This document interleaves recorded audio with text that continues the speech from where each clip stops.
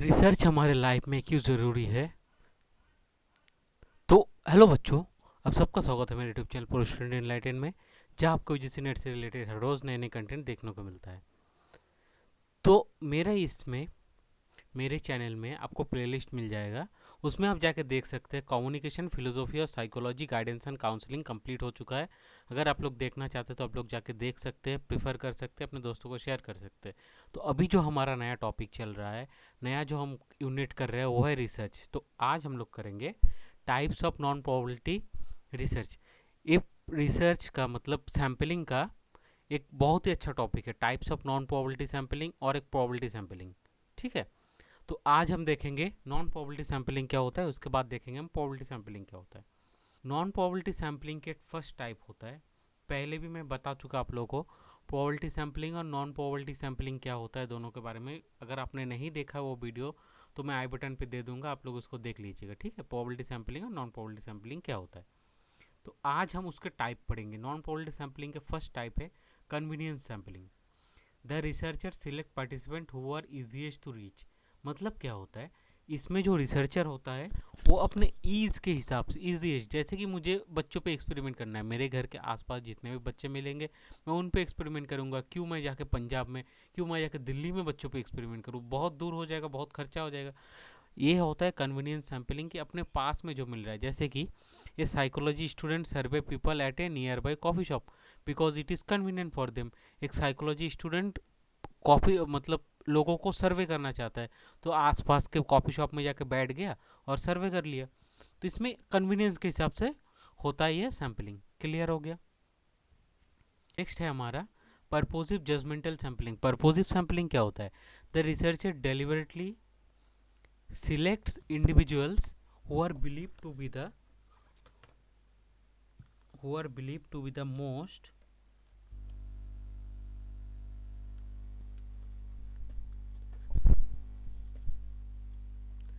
the researcher deliberately selects individual who are believed to be the most appropriate for the study। Researcher believe करता है कि ये मेरे लिए, मेरे जो एक्सपेरिमेंट है, मेरा जो रिसर्च है उसके लिए सही है, मतलब पर्पस के हिसाब से। जैसे कि सोचिए रिसर्चर को रिसर्च करना है कि 10 वर्षीय जितने भी लोग हैं उनके ऊपर रिसर्च करना है, तो वो तो पर्पस हो गया ना, कि मैं सिर्फ जो 10 ईयर्स के बच्चे हैं उनके ऊपर रिसर्च करूँगा और किसी पे नहीं करूँगे, तो मेरा जजमेंट हो गया और मेरा पर्पस हो गया। अब एग्जाम्पल के तौर पर देखते हैं, ये study on software engineer burnout might focus only the senior development working in startup. सिर्फ इसमें क्या देखा गया, सॉफ्टवेयर इंजीनियर के ऊपर देखा गया, सिर्फ सॉफ्टवेयर इंजीनियर पे करूंगा। ये रिसर्चर मानता है कि मैं सिर्फ सॉफ्टवेयर इंजीनियर पे करूंगा, तो ये पर्पोजिव सैम्पलिंग हो गया। ठीक है, क्लियर हो गया इतना। नेक्स्ट है स्नोबॉल सैम्पलिंग। स्नोबॉल सैम्पलिंग को हम चेन सैम्पलिंग भी कहते हैं। चेन सैम्पलिंग क्यों कहते हैं मैं आपको बताता हूँ, इसको पढ़ने से पहले आपको क्लियर हो जाएगा। स्नोबॉल सैम्पलिंग देखिए, फॉर एग्जांपल आजकल के ज़माने में लेते हैं, ठीक है, कि एक अल्कोहलिक है जो हर रोज़ अल्कोहल पीता है। ठीक है, तो मैं तो अल्कोहल नहीं पीता हूँ, तो मुझे नहीं पता है कि और कितने लोग अल्कोहल पीते हैं। तो मैंने उस शराबी से जाके पूछा, वो जो अल्कोहल लेता है, उससे पूछा कि आप ऐसे किसी को जानते हो जो आपके साथ अल्कोहल पीता है। वो बताएगा मेरा एक दोस्त है फलाना। ठीक, उस दोस्त के पास जाऊँगा, वो दोस्त बताएगा मुझे लेना है रिसर्चर, एज ए रिसर्चर मुझे स्टडी करना है कि कौन कौन अल्कोहल पीता है और उसके अल्कोहल के क्या क्या साइड इफ़ेक्ट है। तो इसके लिए मैं अल्कोहल पर्सन ढूंढूंगा। तो पहले एक पर्सन ढूंढा, फिर उससे पूछा कि आपको पता है कि कोई आपका एक दोस्त मित्र कोई है, तो वो मेरे को दूसरा का बताएगा। फिर वो दूसरा जाके दूसरा से पूछूंगा तो दूसरा तीसरा का बताएगा। ऐसे एक चेन बनेगा, तो ऐसे मेरा सैंपल कलेक्ट होगा। ठीक, इसको कहते हैं हम लोग snowball sampling. Existing study subject required future subject from their acoustic. This is often used for hard to reach population। इसमें हमें पॉपुलेशन ढूंढने में बहुत ज़्यादा मुश्किल होती है, क्योंकि ये सब एक जगह नहीं मिलते ना, सब अलग अलग जगह मिलता है। तो एग्जाम्पल के तौर पर ये रिसर्चर स्टडिंग ड्रग एडिक्शन, जैसे कि मैंने आपको बताया था अल्कोहल एडिक्शन वालों के बारे में, तो इसमें बताया है कि एग्जाम्पल में ये रिसर्चर स्टडिंग ड्रग एडिक्शन में ask current participant to refer others they know who also use drugs. तो एक ड्रग्स एडिक्ट को जाकर पूछा प्लीज़ मुझे रेफ़र करो कि आपके साथ कौन था और कौन पीता, तो वो बता देगा। तो उससे आप जाकर पूछोगे तो वो और एक जन का नाम बताएगा। तो ये होता है हमारा स्नोबॉल सैम्पलिंग। तो नेक्स्ट हमारा है लास्ट एंड फाइनल सैम्पलिंग का नॉन प्रोबेबिलिटी सैम्पलिंग का पार्ट है जो है कोटा सैम्पलिंग। कोटा सैम्पलिंग किसे कहते हैं? Similar to stratified sampling. Stratified sampling क्या होता है ये मैं आपको अगले वीडियो में बताऊंगा, अभी बस कोटा सैम्पलिंग जान लीजिए। एक नॉन रैंडम सैम्पलिंग है, जैसे कि नॉन प्रोबेबिलिटी सैम्पलिंग आपको पता है कि ये नॉन रैंडमाइजेशन है, इसमें हम रैंडम नहीं चूज़ करते, मतलब किसी को अपने हिसाब से चूज़ करते हैं। Researcher insured specific quotas of participant based on certain characteristics, जैसे कि रिसर्चर अपने स्पेसिफिक कोटा सिलेक्ट करता है। जैसे फॉर एग्जांपल के तौर पर, एग्जांपल देखोगे तो सबसे अच्छा क्लियर होता है आपको एग्जांपल के तौर पर। Example, a study ensure 40% of responded are under 30 and 60% are over 30 but participant are non randomly chosen.